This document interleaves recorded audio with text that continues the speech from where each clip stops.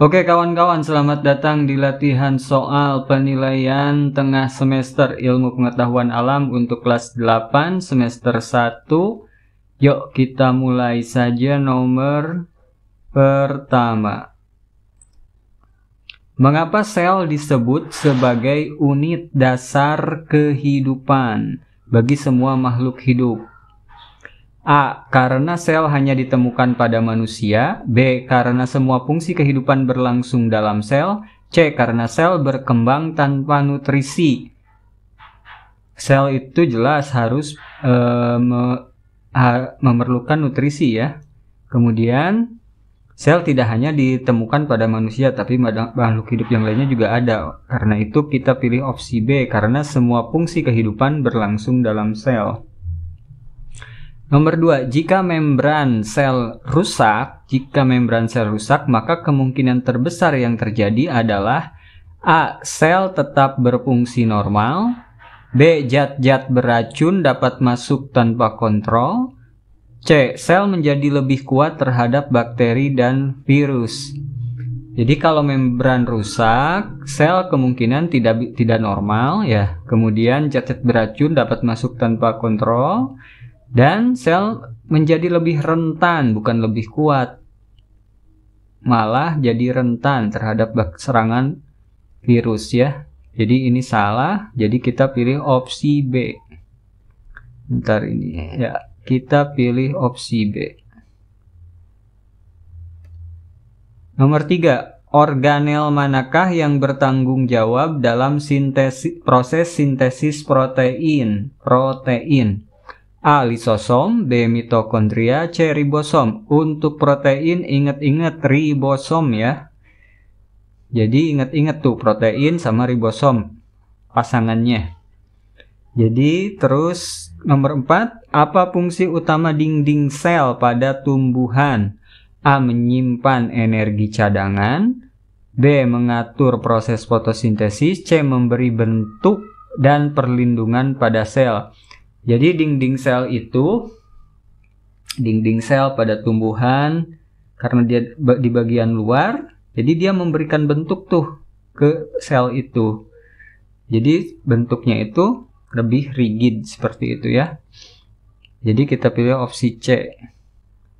Kemudian nomor 5, salah satu ciri sel tumbuhan yang tidak dimiliki sel hewan adalah A. Memiliki lisosom, B. Mengandung vakuola kecil, C. Memiliki dinding sel dan kloroplas. Nah ini, karena dia sel tumbuhan itu melakukan fotosintesis adanya kloroplas, menyiratkan adanya kloroplas, dan ciri khas yang lainnya adalah dinding sel pada sel tumbuhan.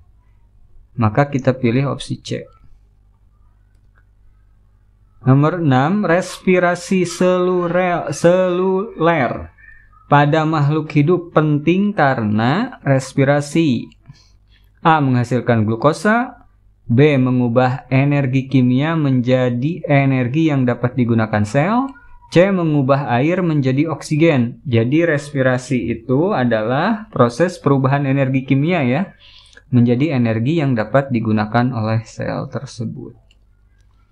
Kemudian nomor 7, jika fungsi mitokondria terganggu, maka dampak utama pada sel adalah A. Tidak dapat membentuk protein, B. Kekurangan energi untuk aktivitas sel, C. Tidak mampu mempertahankan bentuknya. Jadi untuk mitokondria, ingat-ingat, mitokondria itu urusannya dengan energi. Nah, ketika mitokondria terganggu, maka sel akan kekurangan energi. Kita pilih opsi B. Nomor 8. Dalam proses pemisahan sel di mana kromosom mulai memisah adalah A. Profase, B. Metafase, C. Anafase. Jadi di mana kromosom mulai ada di kutub-kutub ini adalah proses di anafase. Kita pilih opsi C. Nomor 9, apa dampak terganggunya sistem pernapasan pada manusia? A. tubuh kekurangan oksigen sehingga metabolisme terganggu. B. Produksi enzim meningkat. C. Pencernaan lebih lambat. Jadi pernapasan itu hubungannya dengan oksigen. Seperti itu. Jadi jelas kita pilih opsi A. Jika tubuh kekurangan oksigen akan mengganggu metabolisme pada manusia. Nomor 10. Peran sistem transportasi dalam tumbuhan terutama untuk A. Menyerap gas dari udara, B. Mengatur suhu daun, C. Menyalurkan air dan hasil fotosintesis. Nah, untuk transportasi di dalam tumbuhan itu adalah untuk menyalurkan hasil fotosintesis. Seperti itu. Kemudian nomor 11, mengapa sistem pencernaan hewan herbivora lebih panjang dari karnivora? A. Karena hewan herbivora lebih besar. B. Karena tumbuhan lebih sulit dicerna. C. Karena mereka tidak memiliki lambung. Jadi karena herbivora itu dia memakan tumbuhan. Di dalam tumbuhan itu ada yang namanya selulosa. Selulosa ini lama dicernanya nih. Lama untuk dicerna. Jadi dengan demikian sistem pencernaan hewan herbivora itu menjadi lebih panjang karena tumbuhan lebih sulit dicerna. Kita pilih opsi B. Kemudian gangguan pada sistem ekskresi dapat menyebabkan. Sistem ekskresi itu adalah untuk mengeluarkan zat-zat atau cairan yang tidak lagi digunakan dalam tubuh. Seperti itu. A. Penumpukan racun dalam tubuh. B. Perut keroncongan. C. Hilangnya sel darah merah. Ya jelas ini adalah gangguan pada sistem ekskresi dapat mengakibatkan penumpukan racun karena tidak dikeluarkan racun dalam tubuh tersebut. Selanjutnya nomor 13, perbandingan sistem pernapasan antara manusia dan serangga menunjukkan bahwa A. Serangga bernapas melalui insang. B. Serangga menggunakan trakea sedangkan manusia menggunakan paru-paru. C. Serangga bernapas dengan antena. Ini serangga bernapas melalui insang. Insang itu biasanya untuk ikan ya. Jadi di sini serangga menggunakan trakea sedangkan manusia menggunakan paru-paru, yang opsi B yang benar ya. Kemudian nomor 14. Jika sel-sel saraf rusak, maka kemungkinan besar yang terjadi adalah A. Terjadi peningkatan produksi protein. B. Gangguan pada koordinasi dan reaksi tubuh. C. Sistem pencernaan lebih cepat. Jadi karena sistem saraf itu hubungannya dengan koordinasi gerak tubuh ya. Koordinasi gerak tubuh.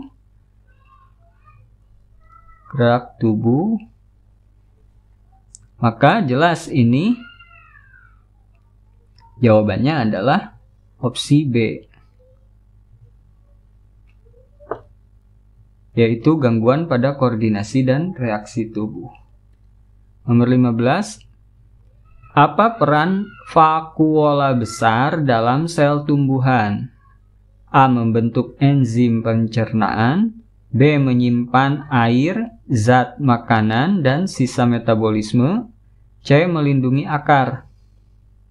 Jadi fungsi vakuola besar ini adalah menyimpan air, zat makanan, dan sisa metabolisme lainnya. Ingat-ingat, jadi kita pilih opsi B. Selanjutnya, organ mana yang bekerja sama erat dengan paru-paru dalam menjaga kadar oksigen dan karbon dioksida? A. Lambung, B. Jantung, C. Ginjal. Nah, lambung dan jantung ini kaitannya dengan sistem pencernaan. Nah, jangan di sana lah, di sini aja di lambung, kemudian ginjal,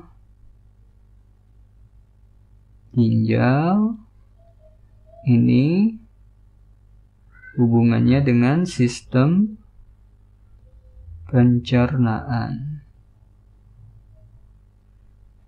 Sedangkan jantung hubungannya dengan aliran darah, di mana darah tersebut mengandung kadar oksigen dan karbon dioksida, dan yang akan dibawa ke paru-paru, atau yang berasal dari jantung ke seluruh tubuh.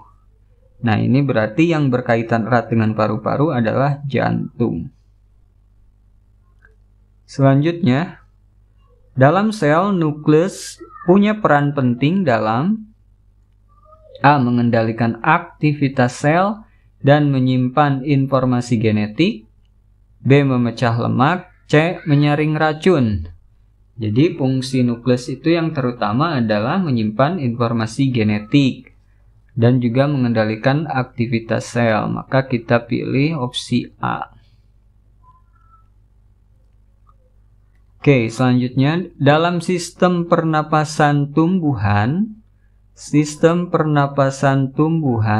stomata berfungsi untuk A. menyerap embun, B. menghasilkan cahaya, C. mengatur keluar masuknya gas.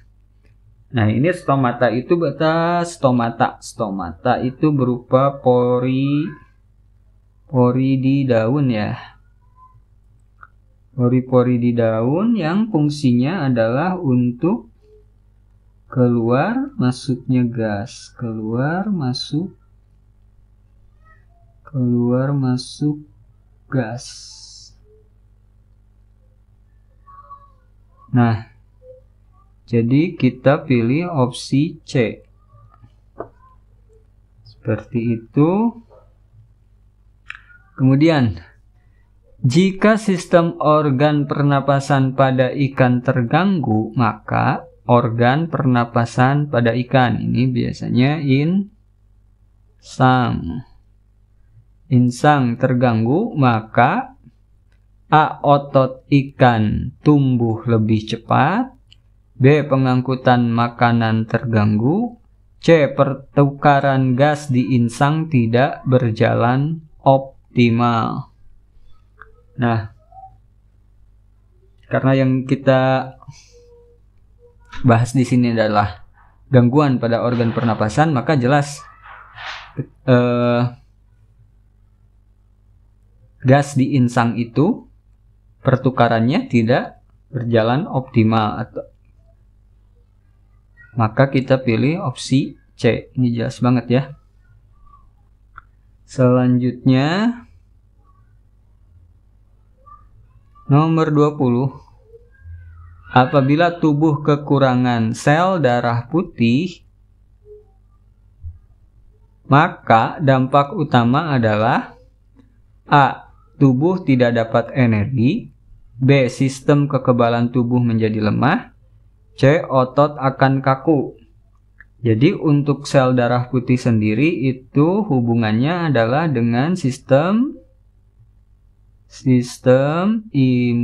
imunitas atau kekebalan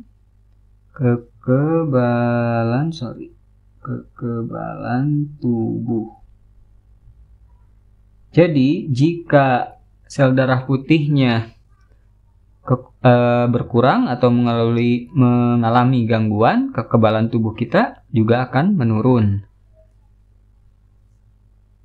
Atau di sini menjadi lemah. Nah, kita pilih opsi B.